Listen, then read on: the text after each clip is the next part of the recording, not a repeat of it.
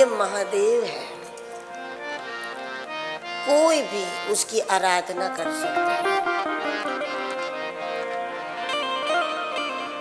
देव और महादेव का ये भेद है, ये फर्क है।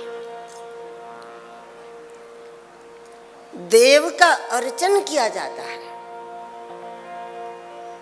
मंदिर बनाओ, अर्चन करो, आवाहन करो, देव का अर्चन किया जाता है।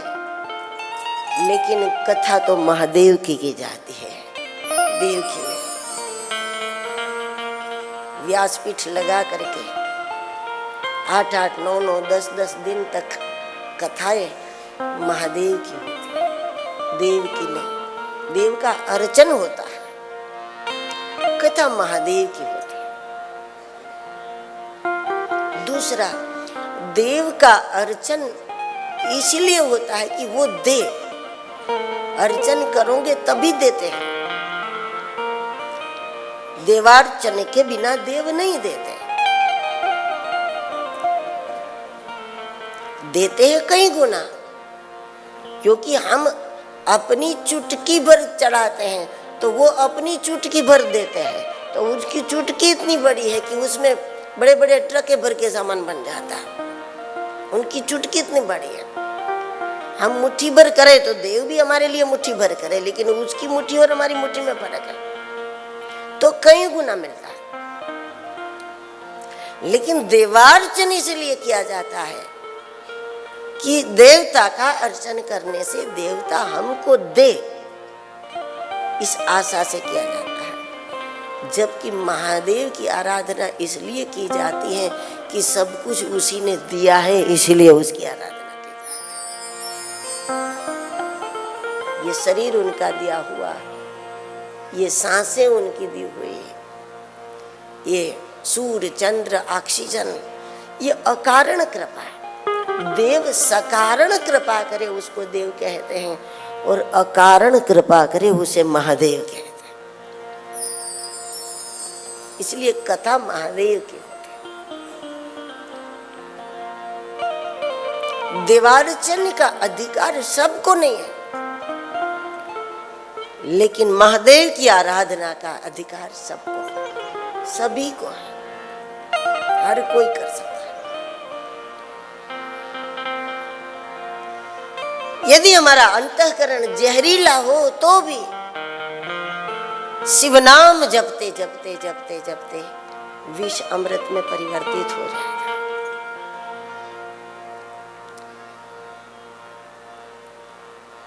महादेव के पास नंदीश्वर है, इसका एक भाव देखो तो ये भी है कि यदि हमारे स्वभाव में पशुता है, हम पशु जमान है, हमारे में जड़ता है, कोई समझ नहीं है, कोई विवेक नहीं है, इस प्रकार अगर पशुता हमारी बुद्धि में पड़ी हो तो भी पशु बुद्धि वाला भी अगर महादेव की शरण में चला जाए तो धीरे धीरे धीरे उसकी पशुता समाप्त हो जाती है, क्योंकि वो पशुपति है।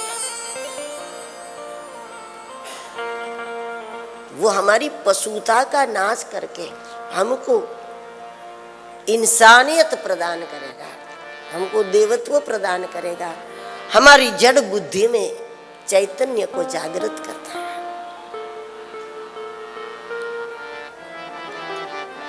इसलिए सब इसके योग्य है। केवल संतों और भक्तों का कल्याण हुआ ऐसा नहीं।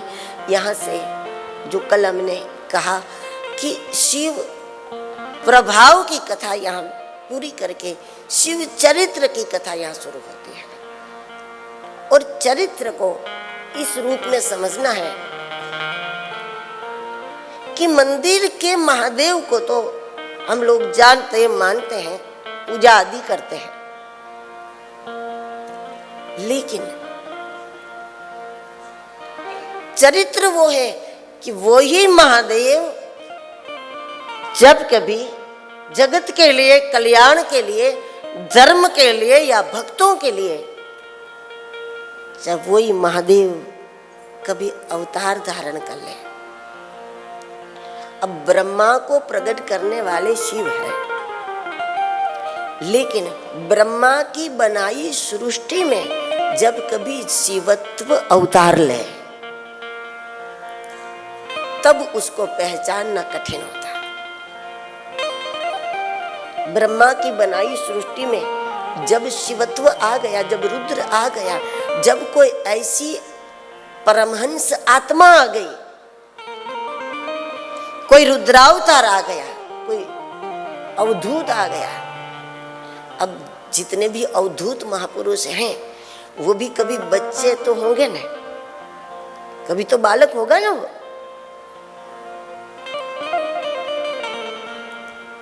तब वो बाल अवधूत कैसा होगा? इसकी कल्पना परम परम परम आनंददायी कल्पना है ये कि जब कोई ऐसा परमहंस, ऐसी कोई अवधूत महापुरुष जब जगत में आया तब कभी तो जन्म लिया ना उसने। जब जन्म लिया तो तभी वो बाल अवधूत कैसा होगा?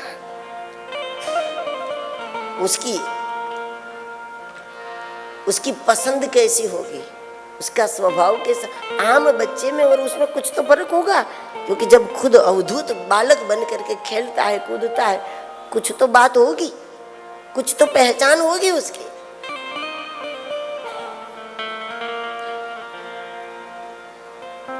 वो किसी का बेटा है, किसी का भाई है, किसी का पड़ोसी है, किसी की बेटी है, किसी की माँ है, किसी की कुछ है, लेकिन आत्मा अवधूती है। तो अवधूती आत्मा को पहचानने में कठिनाई होती है। कौन पहचान लेता है, कौन नहीं पहचानता, और उसकी पहचान क्या है? तो शिव की पहचान तो सत्य है। एक तो शिव की पहचान सत्य है, शिव की पहचान सुंदर है।